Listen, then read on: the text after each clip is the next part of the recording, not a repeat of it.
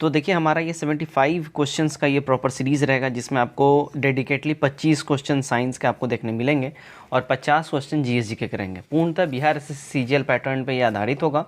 तो चलिए हम लोग बिना देरी किए फटाफट से वीडियो को स्टार्ट करते हैं। कमेंट करके अपने स्कोर आप लोग जरूर शेयर करिएगा, 75 में आपने कितने सही किए हैं। ठीक है, चलिए पहला क्वेश्चन हमारा है, भारतीय संविधान में सर्वाधिक प्रभाव निम्न में से किसका माना जाता है। तो सबसे ज़्यादा प्रभाव माना जाता है वो है, देखिए, भारत सरकार अधिनियम। बेसिकली इसको मिनी कॉन्स्टिट्यूशन भी बोला जाता है एक तरीके से, क्योंकि यहाँ से लगभग 40% जो मटेरियल है वो सीधा सीधा ले लिया गया है भारतीय संविधान में। ठीक है, इस अधिनियम में जो मेनली जो चीज़ें जो लाई गई थी वो था संघात्मक सरकार की स्थापना करना, केंद्र में द्वैध शासन की स्थापना करना, प्रांतों में द्वैध शासन के स्थान पर स्वायत्त शासन की स्थापना करना और द्विसदनीय केंद्रीय विधानमंडल का भी स्थापना करना इसमें था। ठीक है, और केंद्र और प्रांतों के बीच में यानी स्टेट्स एंड सेंटर के बीच में पावर का डिस्ट्रीब्यूशन भी इसी के तहत किया गया है। ठीक है, नंबर 2 देखते हैं, भारतीय संविधान द्वारा प्रारंभ में कितने मौलिक अधिकार प्रदान किए गए थे। इनिशियल स्टेज में, शुरुआत में देखिए 7 मौलिक अधिकार प्रदान किए गए थे। और ध्यान दीजिएगा 44वां संविधान संशोधन हुआ, कब हुआ था ये 1978 में हुआ था। 1978 में 44वां संविधान संशोधन हुआ। उसके बाद क्या किया गया, जो संपत्ति का अधिकार था इसको फिर कानूनी अधिकार बना दिया गया है। करेंटली अभी हमारे पास टोटल 6 मौलिक अधिकार प्रदान है। ठीक है, नंबर 3 देखते हैं, राज्य के नीति निषेधक सिद्धांत में कौन सा गांधीवादी दर्शन पर आधारित नहीं है। गांधीवादी दर्शन पर इनमें से कौन सा आधारित नहीं है। ठीक, ध्यान दीजिएगा, मजदूरों का संरक्षण, यहाँ पे ध्यान दीजिएगा वर्ड को, नहीं है तो है में क्या क्या जाएगा, ग्राम पंचायतों का गठन गांधीवादी दर्शन पर आधारित है, ग्राम उद्योग का बढ़ावा देना ये भी इस दर्शन पर आधारित है और कृषि एवं पशुपालन भी आधारित है। मजदूरों का संरक्षण नहीं है। ठीक, नंबर 4 देखिए, केंद्र सरकार किसकी सिफारिश के आधार पर भारत की समेकित निधि से राज्य को सहायता अनुदान देती है। ध्यान दीजिएगा, वित्त आयोग जब सिफारिश करेगा तो केंद्र सरकार जो है ये राज्य जो है ना समेकित निधि से राज्य को सहायता अनुदान जो है ये प्रदान करती है। ठीक है, राज्य के नीति निषेधक सिद्धांत पर गांधी जी के नैतिक दर्शन जो है वो हमने जान लिया। और नंबर 4 में ध्यान दीजिएगा, आर्टिकल 280 के तहत भारतीय संविधान में राष्ट्रपति द्वारा प्रत्येक 5 वर्ष पर गठित होने वाले केंद्रीय वित्त आयोग और संघ राज्यों के मध्य राजस्व के वितरण भारत के समेकित निधि पर ये सारा भारित होता है। नंबर 5 देखिए, भारत में अवशिष्ट शक्तियाँ निहित की गई हैं। भारत में अवशिष्ट शक्तियाँ जो है ये निहित की गई हैं केंद्रीय सरकार में। ठीक है, भारत में जो अवशिष्ट शक्तियां हैं वो केंद्रीय सरकार में निहित की गई हैं और आर्टिकल 248 के हिसाब से अवशिष्ट शक्ति का मतलब होता है ऐसे विषय पर जो संघ राज्य या समवर्ती सूची में शामिल नहीं है। विधि बनाने की शक्ति संघीय विधानमंडल में ही निहित होगी। ठीक है, नंबर 6 देखिए, भारत सरकार का मुख्य कानूनी सलाहकार किसे कहा जाता है। तो ये कहा जाता है, देखिए, भारत के महान्यायवादी को। ठीक है, भारत सरकार का मुख्य कानूनी सलाहकार। ठीक है, नंबर 7 देखिएगा, क्या बोल रहा है 7 में, भारतीय संविधान के किस अनुच्छेद के अनुसार राज्य विधान परिषद बनाई या समाप्त की जा सकती है। देखिए, ये बनाया या समाप्त किया जा सकता है आर्टिकल 169 के तहत। ठीक है, तो सी हमारा यहाँ पे सही हो जाता है। नंबर 8 देखते हैं, भारतीय संविधान के किस भाग में केंद्र शासित प्रदेश के बारे में बताया गया है। तो भारतीय संविधान के जिस भाग के बारे में केंद्र शासित प्रदेश के बारे में बताया गया, अगर इसकी हम बात कर लें तो ध्यान दीजिएगा, भाग 8 में जो है यहाँ पे केंद्र शासित प्रदेशों के बारे में बताया गया। भारतीय संविधान के भाग 8 में केंद्र शासित प्रदेशों के बारे में बताया गया और भाग 9 में पंचायत से संबंधित बातें करी गई हैं। भाग 11 में संघ और राज्य के बीच जो है संबंध की बात की गई है और भाग 6 में राज्य से संबंधित उल्लेख है। ठीक है, 9 देखते हैं हम लोग, कोका कोला जैसे पेय पदार्थ में किस अम्ल की उपस्थिति के कारण खट्टा स्वाद का अनुभव होता है। ध्यान दीजिएगा, इसमें फॉस्फेरिक एसिड होने की वजह से जो है ना ये खट्टा स्वाद का अनुभव देता है। अच्छा, फॉस्फेरिक एसिड का अगर हम बात करें रासायनिक इसका जो है कैसे लिखेंगे या रासायनिक क्या बनता है इसका, तो देखिए H3PO4 ये इसका रासायनिक सूत्र हो जाता है। ठीक है, नंबर 10 देखिएगा, इलेक्ट्रॉन का एंटी पार्टिकल होता है। इलेक्ट्रॉन का एंटी पार्टिकल क्या होता है, तो इलेक्ट्रॉन का जो एंटी पार्टिकल की बात कर लें पॉजिट्रॉन होता है। 11 ब्रह्मांड में सर्वाधिक तत्व पाए जाने वाला तत्व कौन सा है? सर्वाधिक तत्व पाए जाने वाला तत्व मतलब सर्वाधिक मात्रा में कौन सा तत्व पाया जाता है ब्रह्मांड में? ध्यान दीजिएगा, हाइड्रोजन पाया जाता है सर्वाधिक मात्रा में। ठीक, नंबर 12 देखते हैं हम लोग। स्थिर ताप पर गैस की नियत मात्रा का आयतन उसके दाब के व्यत क्रमानुपाती होती है। यह नियम क्या कहलाता है? ध्यान दीजिएगा, यह बॉयल का नियम कहलाता है। राइट, ये हमारा करेक्ट हो जाएगा। ठीक है, बॉयल के नियम के अनुसार स्थिर ताप पर गैस की नियत मात्रा का आयतन जो है उसके दाब के व्युत्क्रमानुपाती होता है। 13 देखते हैं। धुआं किस प्रकार के विलयन का उदाहरण है? धुआं जो है, ध्यान दीजिएगा, गैस में ठोस कणों के मिल जाने से ये बेसिकली धुआं का फॉर्मेशन होता है। तो बेसिकली गैस में ठोस, इसी को मिल के धुआं बनता है। ठीक, 14 देखते हैं। 14 में क्या है देखिए, ऑक्सीकरण तथा अवकरण दोनों जैसा आचरण करने वाला पदार्थ निम्न में से कौन नहीं है? तो ये नहीं हो जाएगा। देखिए, नाइट्रिक एसिड जो है ये ऑक्सीकरण और अवकरण दोनों जैसा आचरण करने वाला पदार्थ ये नहीं है। डी सही हो जाएगा। ठीक है, 15 देखते हैं। भारत के प्रथम गवर्नर जनरल कौन थे? तो भारत के प्रथम गवर्नर जनरल की बात कर लें तो ये हमारे हो जाएंगे William Bentinck, Lord William Bentinck. ठीक है, ध्यान दीजिएगा। और भारत के अंतिम गवर्नर जनरल कौन हो जाएगा? भारत के अंतिम गवर्नर जनरल और प्रथम वायसराय की बात कर ले तो लॉर्ड कैनिंग हो जाएगा। स्वतंत्र भारत का प्रथम तथा अंतिम भारतीय गवर्नर तो राजगोपालाचारी, चक्रवर्ती राजगोपालाचारी हो जाएंगे। और स्वतंत्र भारत के प्रथम गवर्नर जनरल कौन? तो लॉर्ड माउंटबेटन हो जाएंगे। ठीक है, चलिए नंबर 16 देखते हैं। भारत की पहली महिला आईपीएस कौन थी? भारत की पहली महिला आईपीएस की बात हो रही है, कौन थी? देखिए, भारत की पहली महिला आईपीएस की बात कर लें तो किरण बेदी जी थी। डी हमारा करेक्ट हो जाएगा। भारत की प्रथम महिला आईएएस की बात करें तो फिर अन्ना जॉर्ज हो जाएगा। ठीक है, और सुप्रीम कोर्ट की प्रथम महिला न्यायाधीश की बात करें तो फिर फातिमा बीबी हो जाएंगी। और उच्च न्यायालय की प्रथम महिला मुख्य न्यायाधीश की बात करें तो लीला सेठ हो जाएंगी। यहाँ पे सब का सब ऑप्शन आपको बता दिया गया। 17 नंबर देखते हैं हम लोग। कागजी मुद्रा जारी करने वाला प्रथम देश कौन सा है? देखिए, कागजी मुद्रा आपने ये हिस्ट्री में पढ़ा होगा काफ़ी बार। चाइना ने ऐसा काम किया था। कागजी मुद्रा जारी करने वाला प्रथम देश जो है वो चाइना है। ठीक है, और पुस्तक मुद्रित करने वाला प्रथम देश अगर बात कर ले तो ये भी चाइना ही होगा। 18 देखते हैं। फॉल बैक शब्द निम्न में से किस खेल से संबंधित है? फॉल बैक ये रिलेटेड है देखिए कुश्ती से। ये हमारा करेक्ट हो जाएगा। 19 देखते हैं। देखिएगा, भारत ने सबसे पहले किस वर्ष राष्ट्रमंडल खेलों में भाग लिया था? तो भारत ने सबसे पहले राष्ट्रमंडल खेलों में जो भाग लिया था, ध्यान दीजिएगा, 1934 में भारत ने राष्ट्रमंडल खेलों में भाग लिया था। और तभी इन्होंने अपना जो है पदार्पण जो है ये 34 में ही किया था भारत ने। 45 देखते हैं क्या है। देखिए, भारत किस राज्य का समुद्री तटरेखा सबसे अधिक लंबा है? सबसे अधिक लंबा समुद्र तटीय रेखा अगर हम बात करें भारत के किस राज्य का है? ध्यान दीजिएगा, ये हो जाएगा गुजरात का। सी करेक्ट हो जाएगा। राइट, ध्यान दीजिएगा, 9 राज्यों की जो सीमा है वो समुद्र तट से लगती है। ठीक है, जिसमें गुजरात की समुद्र तट रेखा जो है सबसे लंबी, और सबसे छोटी समुद्र तट रेखा वाला राज्य अगर हम बोले कौन है तो देखिएगा वो गोवा हो जाएगा। ठीक है, इस बात का आपको ध्यान रखना है। सबसे बड़ा गुजरात, सबसे छोटा गोवा। 46 देखिएगा, निम्नलिखित में से कौन सुमेलित यहाँ पे नहीं है? यहाँ देखिए, नाथुला बोल रहा है मेघालय, जो कि गड़बड़ है ना। नाथुला दर्रा मेघालय नहीं होगा, नाथुला दर्रा सिक्किम हो जाएगा। ठीक है, तो इस बात का आपको ध्यान रखना होगा। यह भारत तथा चीन के बीच में संपर्क मार्ग भी स्थापित करता है नाथुला दर्रा। ठीक, आगे बढ़ते हैं हम लोग। 47, सुबनसिरी निम्नलिखित में से किसकी सहायक नदी है? सुबनसिरी ये सहायक नदी है, ध्यान दीजिएगा, ब्रह्मपुत्र की। ये हमारा यहाँ सही हो जाता है। ठीक है, ब्रह्मपुत्र, सुबनसिरी इसकी सहायक नदी है। और इसके अतिरिक्त कामेंग, मानस और सांकोस नदी भी इसकी सहायक नदियों में से एक है। 48, भारत में सर्वाधिक भू क्षेत्र में कौन सी मिट्टी पाई जाती है? सर्वाधिक भू क्षेत्रों में देखिए मिट्टी जो होती है वो है जलोढ़ मिट्टी, भारत के सर्वाधिक भू क्षेत्र में पाई जाती है। एक करेक्ट होगा। 49 देखते हैं, निम्नलिखित कौन सी जल विद्युत परियोजना जम्मू कश्मीर में नहीं है? तो जम्मू कश्मीर में कौन सी जल विद्युत परियोजना इनमें से नहीं है? तो देखिएगा, पार्वती जल विद्युत परियोजना जो है ये जम्मू कश्मीर में नहीं है। डी हमारा यहाँ पे सही हो जाएगा।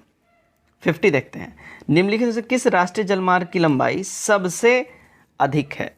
तो सबसे अधिक जो राष्ट्रीय जलमार्ग की लंबाई की बात करें तो वो हो जाएगा नेशनल वाटरवेज 4, ठीक है। राष्ट्रीय जलमार्ग संख्या 4 यानी नेशनल वाटरवेज, इसकी सर्वाधिक लंबाई इसी की है 2890 किलोमीटर, जो कि काकीनाड पुडुचेरी नहर, कृष्णा नदी नहर, गोदावरी नदी जो है इन सबको ये जोड़ती है, जो कि 3 स्टेट से होकर गुजरती है, तमिलनाडु, आंध्र प्रदेश और तेलंगाना से, ठीक। 51 देखते हैं, लाल बहादुर शास्त्री अंतर्राष्ट्रीय हवाई अड्डा कहाँ है? देखिएगा ये है वाराणसी में। लाल बहादुर शास्त्री इंटरनेशनल हवाई अड्डा जो है ये वाराणसी में है, और पटना में है जयप्रकाश नारायण हवाई अड्डा, आप सभी जानते हैं। लखनऊ में चौधरी चरण सिंह हवाई अड्डा है, और कलकत्ता में सुभाष चंद्र बोस हवाई अड्डा है।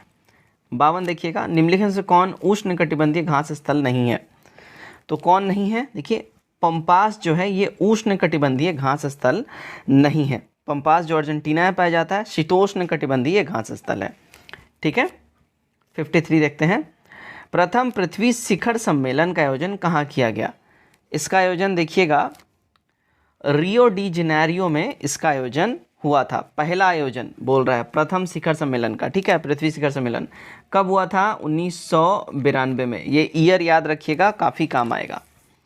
आगे बढ़ते हैं 54 नंबर, राष्ट्रीय पर्यावरण अभियांत्रिकी शोध संस्थान यानी नीरी निम्नलिखित में से कहाँ अवस्थित है? नीरी यहाँ कहाँ पे स्टैब्लिश्ड है पूछा जा रहा है। देखिएगा नीरी जो है ये नागपुर में है, ठीक है ना। चलिए नेक्स्ट देखते हैं 55 नंबर, पर्यावरण संरक्षण के लिए ग्रीन आर्मी कहाँ प्रारंभ किया गया? ग्रीन आर्मी, देखिएगा ग्रीन आर्मी जो स्टार्ट किया गया था ये ऑस्ट्रेलिया के अंदर में स्टार्ट किया गया था। एक करेक्ट हो जाएगा, राइट। 56 देखते हैं, समुद्री वातावरण में मुख्य प्राथमिक उत्पाद होते हैं। तो समुद्री वातावरण में जो मुख्य प्राथमिक उत्पाद या प्राइमरी जो प्रोडक्शन होता है वो होता है, देखिए फाइटोलैप्टक्स का, ठीक है। डी हमारा करेक्ट हो जाएगा, समुद्री खाद्य श्रृंखला में, ठीक है। 57, मॉन्ट्रियल प्रोटोकॉल निम्नलिखित में से किससे रिलेटेड है? ये जो है देखिए ओजोन परत के क्षय को रोकने से संबंधित है मॉन्ट्रियल प्रोटोकॉल। यह प्रोटोकॉल फर्स्ट टाइम जो है 1 जनवरी, ईयर और डेट याद रखिएगा, 1989 को हुआ था। ध्यान रखिएगा ये प्रभाव तब से हुआ था, है ना। इसका उद्देश्य ओजोन परत का क्षरण करने वाले पदार्थ जैसे क्लोरोफ्लोरोकार्बन, कार्बन डाइऑक्साइड, इन सबों को जो है इसके प्रयोग को घटाना, कम से कम करना का इनका उद्देश्य है। 58 देखते हैं, निम्नलिखित से कौन सा सभ्यता अपने नगर नियोजन के लिए प्रसिद्ध थी? देखिए अपने नगर नियोजन के लिए जो सभ्यता प्रसिद्ध थी अगर उसकी हम बात कर लें, ठीक है, वो हो जाएगा देखिए सिंधु घाटी सभ्यता। ये अपने नगर नियोजन के लिए काफ़ी ज़्यादा फेमस रही है। महानगर एवं कस्बों के एक निश्चित योजना के अनुसार बसाए गए थे, और सिंधु घाटी सभ्यता की 2 प्रमुख नगर थे तब बहुत फेमस थे, हड़प्पा और मोहनजोदड़ो, ठीक है। 59 देखिएगा, प्राचीन भारत के प्रसिद्ध शासक जिसने अपनी जीवन के अंतिम दिनों में जैन धर्म अपना लिया था, कौन था? तो वो देखिए CGM हो जाएगा, चंद्रगुप्त मौर्य। बी हमारा करेक्ट हो जाएगा। प्राचीन भारत के प्रसिद्ध शासक थे ये चंद्रगुप्त मौर्य। इन्होंने अपने लास्ट डेज में, अंतिम दिनों में जैन धर्म अपना लिया था, और उसने जैन धर्म, भद्रबाहु से जैन धर्म की दीक्षा लेकर श्रवणबेलगोला कर्नाटक में 298 ईसा पूर्व में उपवास करके सल्लेखना द्वारा अपना शरीर त्याग दिया। अच्छा, सल्लेखना क्या होता है ये भी समझ लीजिए। सल्लेखना एक प्राण त्यागने का जो है ना जैन धर्म में एक पद्धति है। जब आपको लगे कि अब आपके जीवन में ज़्यादा समय नहीं बचा है तो उपवास करके यानी अन्न जल का त्याग करके आप अपने प्राणों को त्यागते हैं। इसी को सल्लेखना पद्धति कहते हैं जैन धर्म में, ठीक है। 60 देखते हैं, निम्नलिखित में से कौन सा कला ग्रीक बौद्ध कला के नाम से भी जाना जाता है? ये कला हो जाता है देखिए गांधार कला। गांधार कला जो है ग्रीक बौद्ध कला के नाम से भी ये काफ़ी ज़्यादा प्रचलित है। यह भारतीय और यूनानी कला का सम्मिश्रण शैल भी है। 61, चंगेज खान ने किसके शासनकाल में भारत की सीमाओं पर आक्रमण किया था? तो इसने देखिएगा इल्तुतमिश के टाइम में जो है चंगेज खान भारत की सीमाओं पर इसने आक्रमण किया था। चंगेज खान जो है ये मंगोल आक्रमणकारी था और जलालुद्दीन का पीछा करते हुए भारत आया था इल्तुतमिश के शासनकाल पे, और ये सिंध पे आके फिर आक्रमण किया था।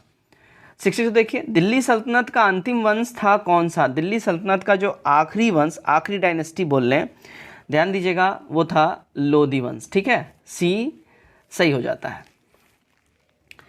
63 देखिए, अकबर द्वारा शुरू किया गया नया धर्म दीन-ए इलाही का मूल उद्देश्य क्या था? दीन-ए इलाही का जो मेन उद्देश्य था, देखिएगा, विश्व बंधुत्व को जो है बढ़ावा देना, यही इसका मेन उद्देश्य था। दीन-ए इलाही इसने कब स्टार्ट किया था? ध्यान दीजिएगा, 1582 में इसने दीन-ए इलाही की स्थापना करी थी। 64 भारतीय राष्ट्रीय कांग्रेस के प्रथम मुस्लिम अध्यक्ष कौन थे? तो प्रथम मुस्लिम अध्यक्ष थे बदरुद्दीन तैयब जी। ध्यान दीजिएगा, 1887 में कांग्रेस का तीसरा अधिवेशन हो रहा था, थर्ड अधिवेशन, उसी में ये अध्यक्षता इन्होंने करी थी। ठीक है, ध्यान दीजिएगा इस बात का, है ना। बम्बई में हुआ था इसकी स्थापना 1885 में, ये भी ध्यान रखिएगा। ठीक, चलिए नेक्स्ट देखते हैं हम लोग। 65 साबरमती आश्रम की स्थापना गांधी जी द्वारा कब किया गया था? तो साबरमती आश्रम की स्थापना गांधी जी द्वारा 1917 ईस्वी में करी गई थी। ठीक है। 66 देखिए, निम्न में से किस घटना के पहले सविनय अवज्ञा आंदोलन हुआ था? तो सविनय अवज्ञा आंदोलन जो है ये पहले जो हुआ था, अगर बात कर ले किस घटना से पहले, तो गांधी इरविन समझौता से पहले सविनय अवज्ञा आंदोलन हुआ था। देखिए, गांधी इरविन समझौता 5 मार्च 1931 को हुआ था। सविनय अवज्ञा आंदोलन 1930 में हुआ था। साइमन कमीशन 1928 में भारत आया था। चौरा चौरी कांड 1922 में हुआ था और पूना समझौता 1932 में हुआ था। ये क्रम है, ध्यान रखना काफ़ी जरूरी है आपके लिए। 67 रविन्द्रनाथ टैगोर की गीतांजलि निम्न में से किसका संग्रह है? तो ये ध्यान दीजिएगा, रविन्द्रनाथ टैगोर की जो गीतांजलि पुस्तक है ये कविताओं का ये संग्रह है, ये करेक्ट होगा। 68 भारत ने किस देश को हराकर पहली बार थॉमस कप का खिताब जीता? तो पहली बार भारत ने, ध्यान दीजिएगा, इंडोनेशिया को हरा के थॉमस कप का खिताब इन्होंने अपने नाम किया है। 3-0 से हराकर इन्होंने यह मुकाबला जीता इंडोनेशिया को। ठीक है। 69 हाल ही में भारत के नए मुख्य निर्वाचन आयुक्त किसे बनाया गया है? नया मुख्य निर्वाचन आयुक्त की बात कर लें। देखिए, ये राजीव कुमार जी को बनाया गया है भारत के नए मुख्य निर्वाचन आयुक्त। ध्यान रखिएगा इस बात को, ये 25वें निर्वाचन आयुक्त है, इनका कार्यकाल 2025 तक रहेगा। ठीक है। 70 नंबर देखते हैं, दुनिया के पहले पहियों पर संग्रहालय म्यूजियम्स ऑन व्हील का उद्घाटन भारत के किस शहर में किया गया है? ध्यान दीजिएगा, ये किया गया है कोलकाता के अंदर में। ठीक है, डी करेक्ट हो जाएगा। 75वें स्वतंत्रता दिवस के अवसर पर कोलकाता के ट्रामों के अंदर दुनिया के पहले पहियों पर संग्रहालय यानी म्यूजियम्स ऑन व्हील का उद्घाटन किया गया, जबकि देश का पहला रेस्टोरेंट ऑन व्हील ऑन सोल स्टेशन रेलवे स्टेशन पर स्थापित किया गया आसनसोल में। 71 टाटा IPL 2022 का खिताब किस टीम ने जीता? तो ये खिताब जीता है, देखिए, गुजरात टाइटंस ने। इन्होंने डेब्यू किया और अपने फर्स्ट डेब्यू में इन्होंने ये खिताब जीत लिया। इसके कैप्टन हार्दिक पांड्या थे, हैं मतलब। चलिए 72 देखते हैं, एलिजाबेथ बॉर्न हाल ही में किस देश की प्रधानमंत्री बनी है? एलिजाबेथ बॉर्न, ध्यान दीजिएगा, ये रिसेंटली फ्रांस की प्रधानमंत्री बनी है। ठीक है, और ध्यान दीजिएगा, यह पद संभालने वाली फ्रांस की ये सेकंड फीमेल हैं। ठीक है, प्रधानमंत्री पद संभालने वाली। 73 अंतर्राष्ट्रीय बुकर पुरस्कार 2022 से तो किसे चुना गया है? तो ये पुरस्कार के लिए, इंटरनेशनल बुकर पुरस्कार के लिए गीतांजलि श्री को चुना गया है। ध्यान दीजिएगा, ये 67th BPSC में भी इनका ये क्वेश्चन था, इनके द्वारा। ठीक है, बुक लिखी गई है the Tom of sand. BPSC में क्वेश्चन था द टॉम ऑफ सैंड किसकी कृति है, किसके द्वारा लिखी गई है? तो गीतांजलि श्री के द्वारा ये लिखी गई है। ये हमारा यहाँ सही हो जाएगा। 74 देखिएगा, कोविड-19 महामारी के समय में निम्न में से किस एक्ट के तहत भारत सरकार ने फेस मास्क और सैनिटाइजर को अनिवार्य हेतु घोषित कर दिया था? तो ये एक्ट जो है, ये ध्यान दीजिएगा, आवश्यक वस्तु अधिनियम 1955 के तहत ये इन्होंने एक्ट लाया था। ठीक है। 75 देखते हैं हम लोग, विश्व पृथ्वी दिवस 2022 का विषय क्या था? देखिए, विश्व पृथ्वी दिवस 2022 का विषय की बात कर लें, इन्वेस्ट इन आवर प्लैनेट था, एक करेक्ट होगा। 76 देखते हैं, 76 में क्या है, ध्यान दीजिएगा। 76 है, राइडिंग फ्री माई ओलंपिक जर्नी पुस्तक किसके द्वारा लिखी गई है? Riding free. ठीक है, ये लिखा गया है, देखिए, इम्तियाज अनीस जी के द्वारा, डी करेक्ट हो जाएगा। 77 हाल ही में किस देश द्वारा विकसित दुनिया के पहले DNA आधारित वैक्सीन ज़ाइकोव डी के आपातकाल को मंजूरी दी गई है? तो ये मंजूरी दिया गया है, देखिए, भारत के अंदर ज़ाइकोव डी को।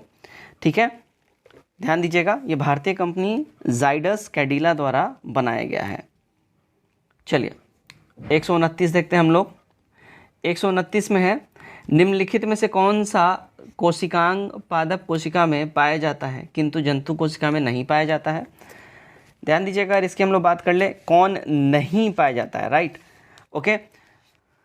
तो यहाँ पे देखिए क्लोरोप्लास्ट जो है ये नहीं पाया जाता है, एक करेक्ट होगा। 130, इंसुलिन का आविष्कार किसने किया था।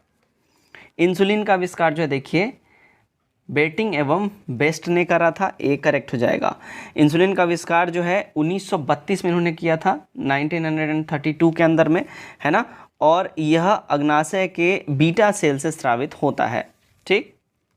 चलिए 131 देखते हैं, दो अस्थियों एक दूसरे से किस अन्य संयोजी ऊतक द्वारा जुड़ी हो सकती हैं जिसे डैश कहा जाता है। तो ये जुड़ी हो सकती है देखिए स्नायु ऊतक द्वारा, ठीक है, ए हमारा करेक्ट हो जाएगा। चलिए 132 देखते हैं हम लोग। 132, निम्नलिखित में से कौन सा सही सुमेलित नहीं है। ओके, यहाँ पे कौन करेक्टली मैच्ड नहीं है यहाँ बताना है। यहाँ पे ध्यान दीजिएगा, विटामिन ऑप्शन नंबर सी जो है यहाँ पे विटामिन ए एस्कॉर्बिक एसिड, ये गड़बड़ है। विटामिन ए जो है ये स्कर्वी एसिड हो जाएगा, ना कि एस्कॉर्बिक एसिड। तो हमारा ये वाला सही जो है सुमेलित नहीं है, इसलिए हमारा ये करेक्ट होगा। 133, डीएनए में पाई जाने वाली जो शर्करा जो शुगर है वो कौन सी है। तो वो है देखिए पेंटोस है, डीएनए में पाई जाने वाली शर्करा, ठीक है।